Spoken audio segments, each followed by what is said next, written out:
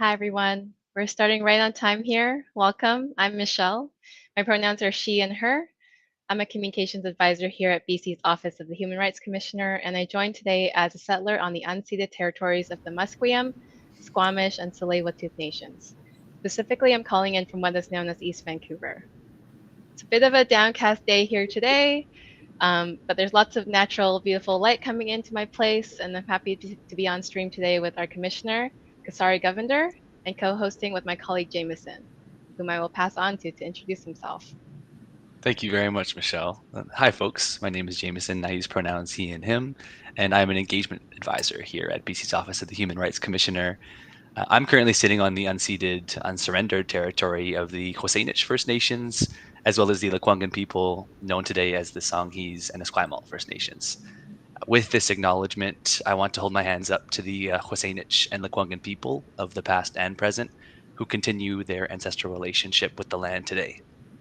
With this acknowledgement comes the honor and responsibility of upholding Indigenous sovereignty of their land, their spirituality, their languages, and their cultures as well. Kasari, I can pass it over to you for an intro next. Thanks, Jameson and Michelle. I'm Kasari Govender. I'm BC's Human Rights Commissioner. I'm so pleased that you're joining us all today. I am joining you from the same lands as Michelle, though a little bit further away. I'm on Musqueam, Squamish, and Tsleil-Waututh territory in downtown Vancouver. And as you've heard from both Jameson and Michelle, we offer these territorial acknowledgements not just to start us off in a good way here today, but also really to ground our work at the Office of the Human Rights Commissioner, which is both how we strive to do the work in a different way, in a different way that we might be used to as non-Indigenous people, in a decolonial way, but also in what forms the basis of our work or the substance of our work, which is a focus on anti-racism and particularly the rights of Indigenous people. Thanks both. I'll now give a little background on our office. BC's Human Rights Commissioner, Kasari, is an independent officer of the legislature. BC's Office of the Human Rights Commissioner came to be in 2019 after 17 years in the province without a Human Rights Commission.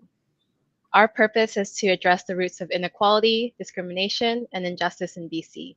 And we do that through education, research, advocacy, inquiry, and monitoring. So lots of things. A large part of this work involves identifying systemic discrimination in our society. That means taking a really close look at our current policies, practices, and the structure of our society. So whether intentional or not, systems that might seem neutral may in fact be discriminatory.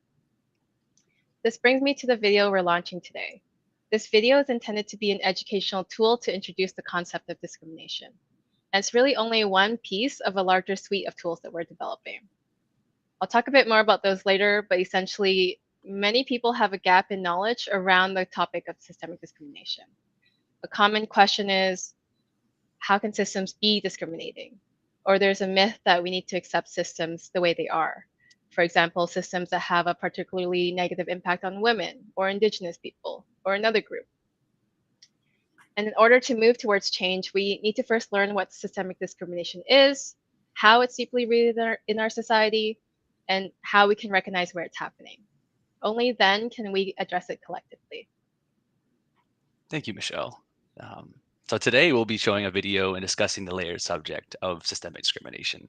In this discussion, we think it's important to acknowledge that many different emotions can come up for folks. For some, there may be feelings of discomfort, and in many cases, we are shown that discomfort is actually a state that we shouldn't exist in. We hope to challenge that and remind you that when we learn something that may not correspond with how we usually see the world, working through those feelings can actually lead to transformational change. My friend and anti-racist educator Angela Mob Brown calls that stepping into the growth zone. So we really want to encourage folks to do that. Please take care of yourself during the session today and be mindful as you walk forward with this information too. As for the space that we're holding today, we ask that everyone together make this a safer learning environment by asking respectful questions and engaging with other participants in a good way as well. So before we play the video, we want to do a little Q&A with the commissioner. So sorry, I want to ask you, as you're in your position, why do you think learning about systemic discrimination is important? And maybe you can talk a little bit about the video as well.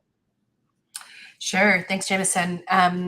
And I think in recent years we've heard a lot about systemic discrimination, or we've heard the term a lot in the news, perhaps even around our dinner tables. And I'm not really sure that everyone understands the term because it's something that's sort of complex and needs to be unpacked. So it might be a term we hear, but not necessarily a meaning that's really transparent to all of us.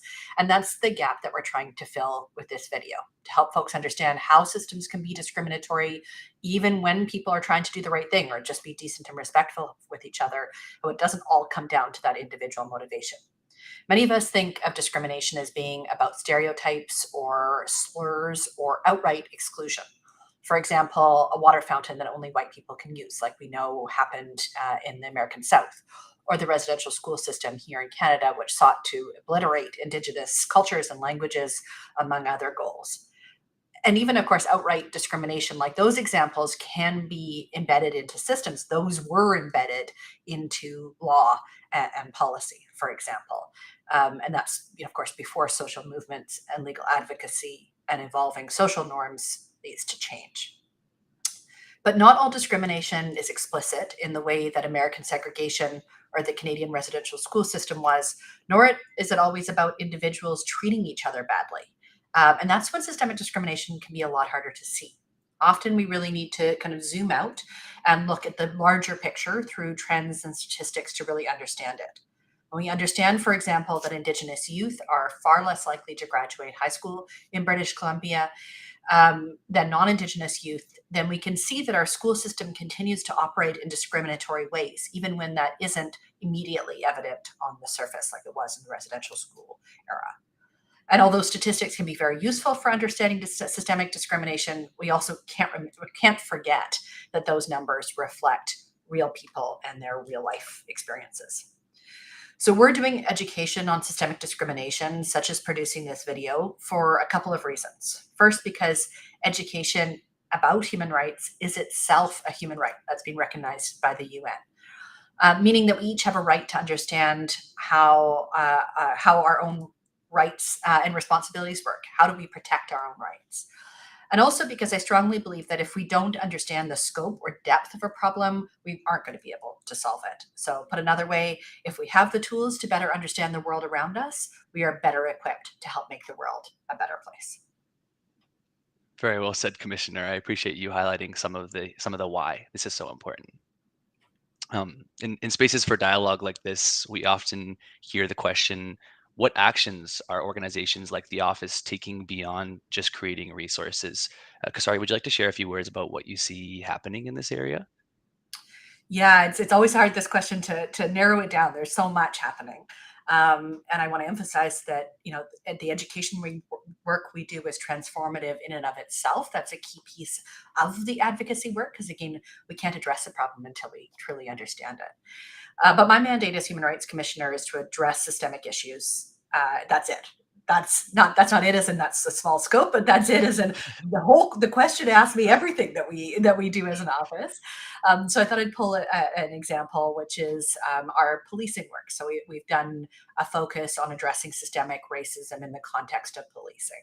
So one of the things we did is we gathered a lot of data on this. We did what we think is likely the largest project of its kind in Canada that's ever been done. We collected data on how do certain policing activities impact different communities differently. And we found, for example, that Indigenous people, Black people, and some other racialized communities, like what the statistics show as West Asian or Arab folks, also face disproportionate policing impacts. We made a report about that. We reported it to the legislature. We did a lot of public work about it. So really generating more conversation about the issue, and have pushed for our recommendations to government to be implemented. So you can see how sort of one piece of work connects to other pieces of work on systemic racism. And we will be producing some education work on that as well to make that work a little bit more transparent to the public. And of course, we're not the only actors in this space. There's lots of folks working on addressing systemic racism and discrimination. I had the privilege of sitting in a press conference last week involving West Coast Leaf and the Center for Family Equity, who had worked with government to work towards settlement of a case that meant led to widespread change in the family law legal aid system. So access to justice, particularly for women fleeing violence in their relationships. So that's just one other example of systemic change that's happening across our communities. So now that I've answered that question, I'm going to turn it back to you. Why do you think it's important to learn about systemic discrimination? Yeah, it's a great question, and I appreciate your answer too. I think it's definitely an ongoing reflection for me. Yeah, I think it's important for people to learn about systemic discrimination because it takes the onus and weight of problems that can often feel really isolating in my experience off of the individual.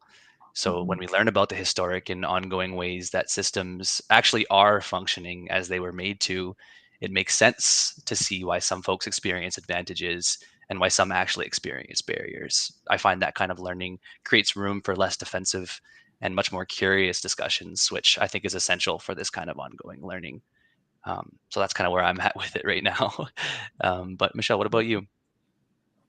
Mhm. For me, understanding systemic discrimination allows people to realize it is a constructed thing. And that means that all of us have the power and agency to rebuild our systems in a way that is equitable, is justice oriented, and free of discrimination. This rebalancing of power and rights is visually reflected in our video. It's only 2 minutes long, but I think it beautifully gives a simplified version of this concept. We're excited to show it to you, so let's play it now.